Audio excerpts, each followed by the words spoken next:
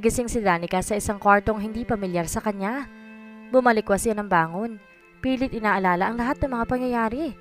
Naikayom niya ang dalawang kamao nang maalala si Demetrius. Pinagmamasdan niya ang kwartong kinaroroonan niya. Tumayo siya at sa kanya naramdaman na tila umaandar ang kwartong kinaroroonan niya. Nagulat siya nang maalarmang nasa isang malaking yate pala siya. Napahawak siya sa kanyang ulo. Hindi siya sanay sa dagat. Lalo na't ganito na tila nakakahilo ang takbo ng yate. Sumulyap siya sa may bintana. Umaandar nga ang malaking yate. Nagmamadaling tinungo niya ang sink at saka doon siya nagsusuka. Nababagot siya. Napansin niya ang breakfast na nasa table. Imbes na kainin iyon, kinuha niya ang remote. May signal kaya? Eksaktong narinig niya ang balita tungkol sa pagkamatay ni Mr. Smith. Sa gulat niya ay napatakip siya sa kanyang bibig.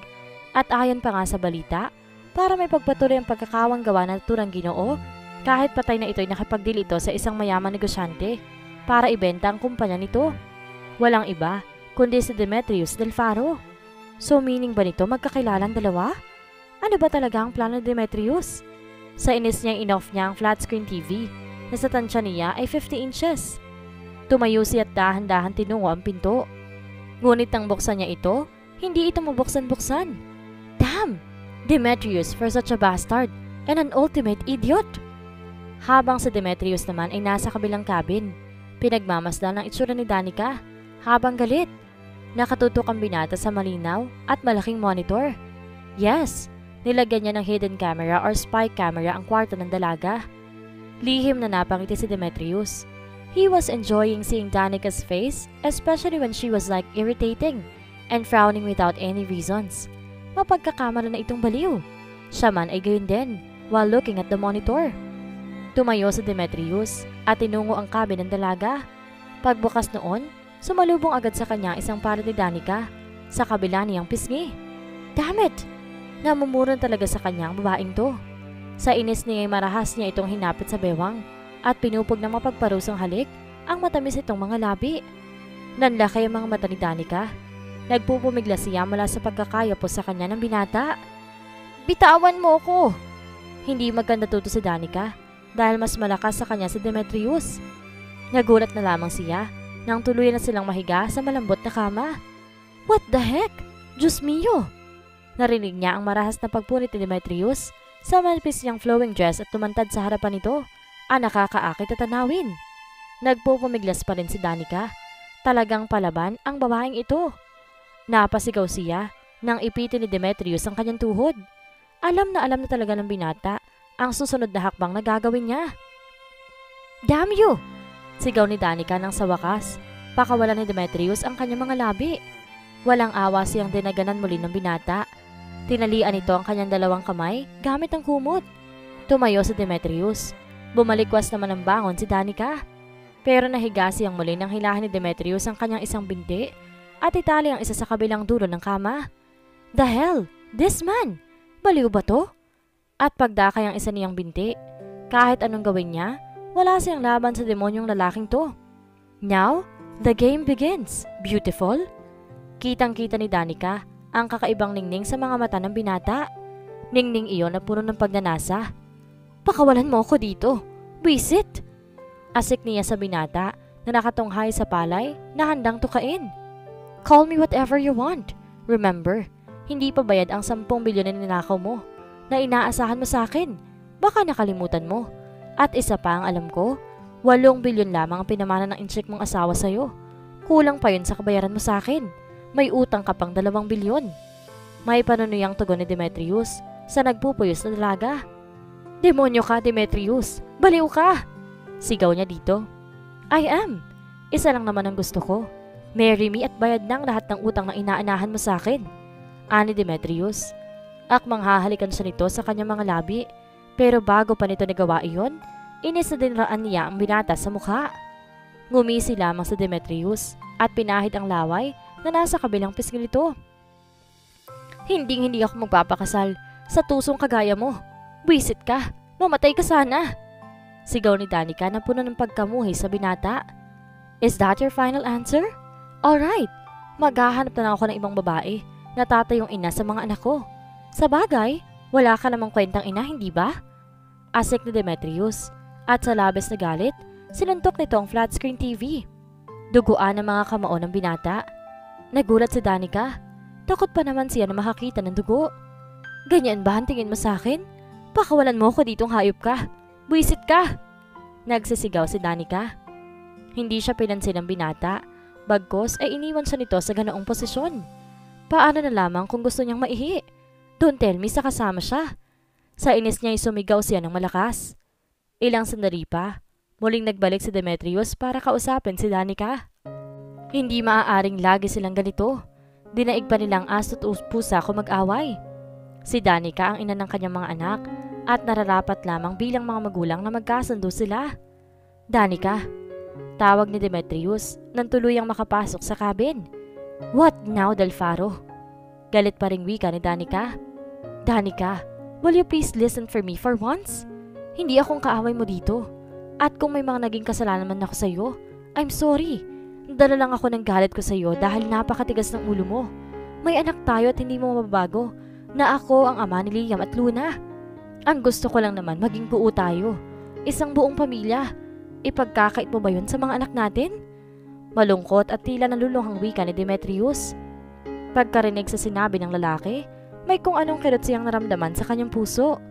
Nag-angat siya ng mukha at tinitigan ang mukha ni Demetrius. Tama si Demetrius. Kahit bali-balik na rin niya ang mundo, ito ang ama ng kanyang mga anak. Ramdam niya ang sinseridad sa mga sinabi nito. Sa mga nakalipas sa taon, minahal niya si Demetrius. Nagkataon lamang na mali ang naging una nilang pagkikita. Ipinadukot siya nito para pagbayarin sa utang ng kanyang pamilya. Siya ang pinahirapan ng binata, gayong wala naman siyang kasalanan. Nagbalik sa ulirat si Danica nang maramdaman niyang lumuluwag ang pagkakatali ng kanyang mga kamay at paa. Kinakalaga na siya ng binata. Demetrius, bulong ni Danica. You are free now, Danica. You can do whatever you want. But please, marry me.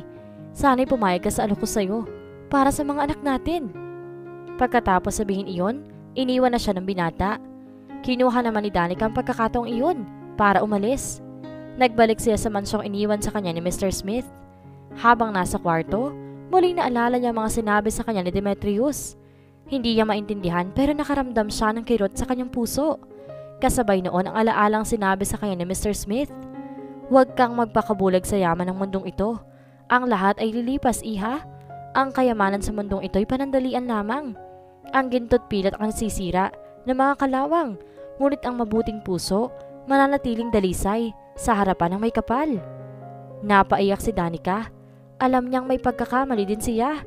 Inilihim niya kay Demetrius ang tungkol sa isa nilang anak. Natakot lang naman siya dahil sa mga taong humahabol sa kanya. Ayaw niyang madamay ang kanyang mga anak. Miss na niya ang kanyang kambal. Ayon kay Demetrius, si Lorraine ang nagtapat sa kanya tungkol kay Liam. Nung una nag-iiyak si Liam nang iiwan ni Lorraine kay Demetrius ang bata. Pero matalino si Liam, kaya naintindihan din ito ang sitwasyon nila nang ipaliwanag dito ang tungkol sa tunay niyang mga magulang. Malalim na ang gabi at pinilit ni Danica na ipikit ang kanyang mga mata. Maaga pa siya bukas dahil isang desisyon ang gagawin niya na sigurado siyang babago ng kanyang buhay. Nais na niyang itama ang lahat. Kinabukasan, maagang nagising si Danica. Matapos makapag-agahan, umakyat na siya sa kanyang kwarto para mag-ayos ng sarili. Ito na ang araw na pinakahihintay niya. Buo na ang desisyon niya. Babalikan niya ang kanyang mga anak at nais niyang makausap si Demetrius. Samantala, sa mansyon. Luna! Liam! Sigaw ni Lara. Oh my God! Huwag nga kayo maghabulan dyan, baka makabasag kayo. Diyos ko! Ang lawak ng garden, bakit dito kayo naisipan na sasalang maghabulan? Sabay pikit at hawak ng sentido niya. Pagbukas ng mga mata, laking gulat niya na makita ang isang pamilyar na figura. Danica? Nakangiting hinarap naman siya ni Danica. Bruha ka, bakit ngayon ka lang? Ang tagal mong nawala. Sabay hampas sa braso nito. Aray, kailangan may hampas? Sabay tawa ni Danica. Magsasalita pa sana si Danica nang marinig niya ang maliliit na tinig. Mommy! Si Liam ang nagsalita. Hindi napigilan ni Danica ang mapaluha. Ito ang unang beses na tinawag siya nitong mommy. Tila kasi ang nakasanayan nitong itawag sa kanya. Mabilis niyang nilapitan ang dalawang bata. Mga anak! Wika niya at mahigpit ang mga itong niyakap. I'm sorry babies, narito na si mommy. Hindi na ako aalis. Danica. Isang baritonong boses ang nagpawala sa yakap niya sa kambal. Nagpahid muna siya ng luha at pagkatapos ay dahan-dahang tumayo at nilingon ang binata.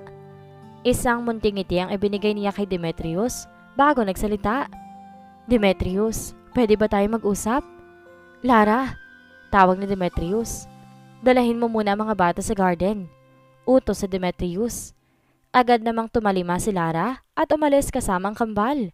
Nilamon naman ang katahimikan ng dalawa at tila nagpapakiramdaman kung sinong una magsasalita. Danica. Basag ni Demetrius sa katahimikan. Maupo ka muna. Bakit pala napadalo ka? Nauutal na sambit ni Demetrius. Dagling napaangat ang tingin si Demetrius na makitang tumayo sa pagkakaupo si Danica at lumapit ito sa harapan niya. Demetrius, pumapayag na ako. Garalgal na sambit ni Danica. What do you mean? Pumapayag na akong magpakasal sa'yo. Tama ka. Mahalaga ang buong pamilya para sa mga bata. Nakakahiyamang aminin pero oo, mahal kita kahit noon pa man. Nadala lang ako ng galit sa'yo dahil sa mga ginawa mo sa akin. Ikaw ang ama ng kambal at gusto kong buuin ang pamilyang to. Lumaki ako sa pamilyang puno ng kasinungalingan. Lumaki akong hindi kasama ang totoo kong mga magulang. Ayokong maranasan ng mga anak ko yun. Gusto kong ibigay sa kanila ang pagmamahal ng isang tunay na ina. Sana'y matanggap mo pa ako, Demetrius. May lungkot sa boses si Danica. Pagkarinig sa mga sinabi ni Danica, nagkaroon ng ngiti sa mga labi niya. Hindi niya inaasahan na ang isang babaeng matigas ang ulo ngayon ay lumapit sa kanya para magbaba ng pride at piliing makasama ang mga anak niya. Hindi na nagawa pa magsalita ni Demetrius.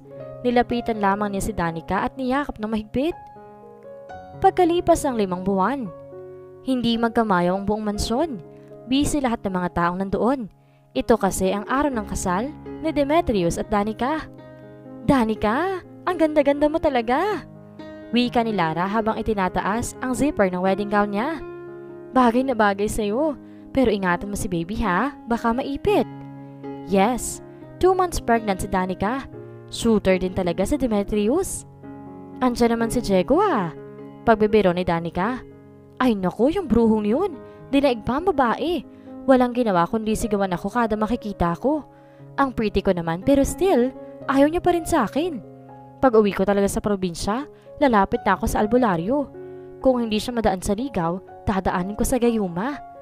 Napahampas naman si Danica sa braso ni Lara. Ikaw talaga? Isipin mo lang, the more you hate, the more you love. Basta, mapapasakin din si Papa Diego. Habang naglalakad sa altar, magkahalong excitement at kaba ang nararamdaman ni Danica. Hindi pa rin siya makapaniwala na magpapakasal siya sa isang Demetrius del Faro, ang lalaking kinasuklaman niya noon, pero ngayon ay ama ng mga anak at magiging anak pa niya. Habang naglalakad, hindi niya naiwasang iikot ang kanyang paningin. Laking gulat niya na makita ang kanyang lolo at si Maylie. Hindi niya inaasahan na darating sila sa kanyang kasal. Nakangiti silang tinititigan si Danica. Hindi rin nakatakas sa pandinig niya ang asot pusang away ng Lara at Diego. Hugoterang babae. Pwede ba? Huwag mo akong hawakan. Pwede kang maglakad nang hindi nakahawak sa akin. Ang arte mo naman.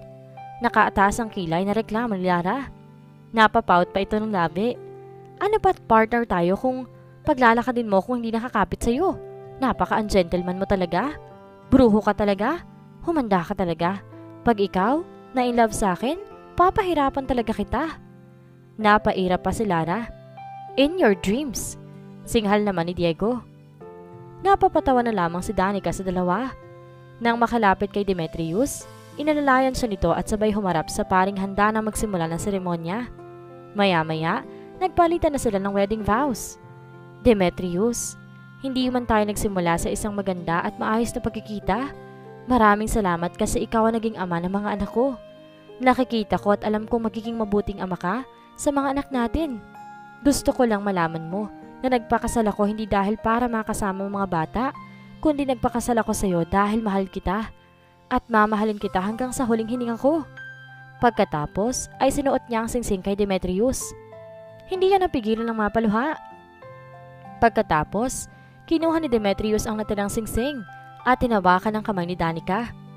Danica, una sa lahat gusto kong humingi ng tawad sa lahat ng mga pasakit na binigay ko sa iyo.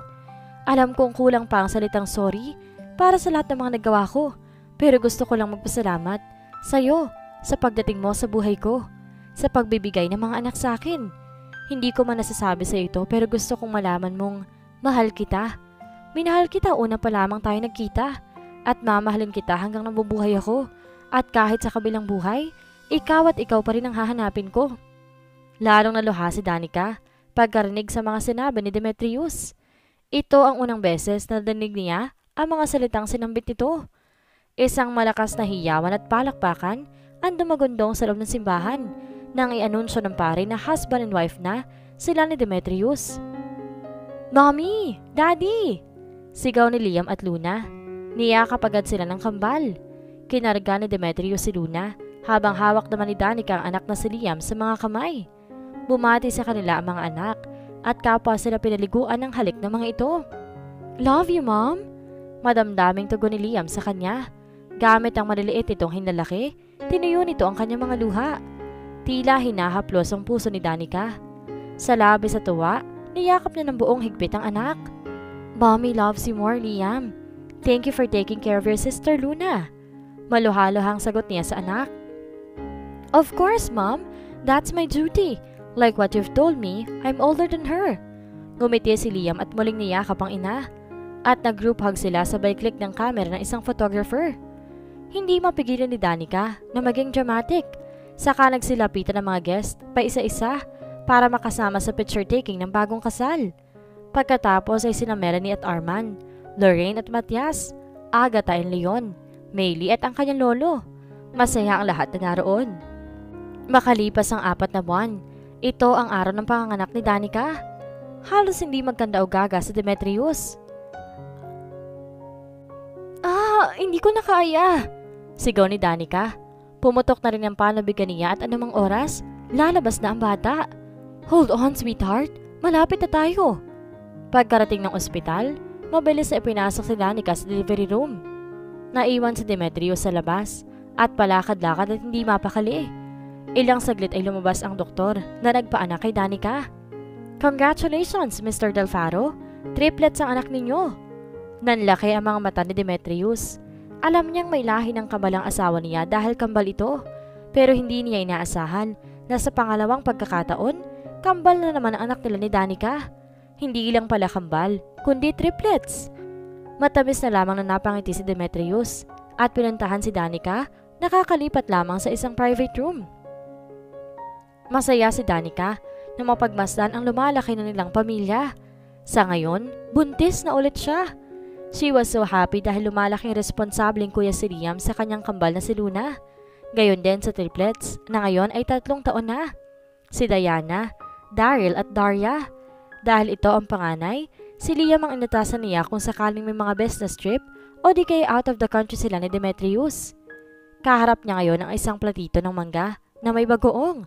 Naaaliw sila si Demetrius sa pagmamasid ng kanilang mga anak. Malaki ang pasasalamat ni Danica sa Diyos dahil kahit gaano man sila kabising dalawa ni Demetrius, sinisikap nila makipagbonding sa mga anak. Ayaw niyang maranasan ng mga anak ang naranasan niya noon sa kamay ng kinikilala niyang mga magulang. Mula sa kanyang likuran, niyakap siya ni Demetrius. I love you, sweetheart. Ani Demetrius. I love you too. Madamdaming sagot ni Danica. Nag-sanitize muna siya ng mga kamay bago hinarap ang binata. Hindi siya pumayag na hagkan siya nito sa mga labi. Amoy bagoong kasi siya. Hinaplos sa Demetrius ang kanyang tiyan at kinakausap nito ang munting anghel na nasa loob niyon. Tila parang hinahaplos ang puso ni Danica. Kahit kailan hindi siya pinabayaan ni Demetrius. Maswerte siya dahil kahit anong gusto niya ibinibigay nito, lalo na sa kanilang mga anak. Naramdaman niya ang masuyong halik nito sa kanyang noo. Ibinaling nila ang tingin sa kanilang mga anak na ngayon abala sa iba't ibang hobbies ng mga ito. Sina Luna at Liam nasa kanilang mga laptop doing some projects. Diana and Daria was reading their favorite books, while Daryl played basketball in his own playroom. Inakay siya ng asawa sa kanilang garden at sumakay sa swing na naroon. Wala nang ibang mahihiling pa si Danica sa Diyos. She was so happy and contented of what she have right now. And she was so blessed for loving Adelfaro. Ang lalaking kumidnap sa kanya para pagbayaran sa pagkakautang ng kanyang mga magulang. Pero ngayon, ang lalaking mahal na mahal siya ngayon. Pag-ibig ang ibinayad niya kay Demetrius. An everlasting love that no one can replace of. Did you remember the first time I laid my eyes on you? The first time I forced you? The first time I'd kidnap a woman who slapped my face so hard for the very first time? Ani Demetrius. Sumulyap si Danica sa asawa. Ngumiti siya dito at saka naalala ang encounter nilang yun. You provoked me? Sagot niya sa binata. Naiiling na lamang si Demetrius at pagdakay niyakap siya nito ng buong higpit. At muli niyang naramdaman ang mainit nitong mga labi sa kanyang mga labi. Ninamnam nila ang tamis ng halik ng tunay na pag-ibig. Tunay ngang walang hindi nagagawa ang isang tunay na pag-ibig. Sa bawat sandali ng ating buhay, minsan sinusubok tayo ng kapalaran, pero hindi pa rin yun hadlang para sa dalawang taong tunay na nagmamahalan. Dito na po nagtatapos ang ating kwento. Maraming salamat po sa lahat ng sumubaybay. Maraming salamat po!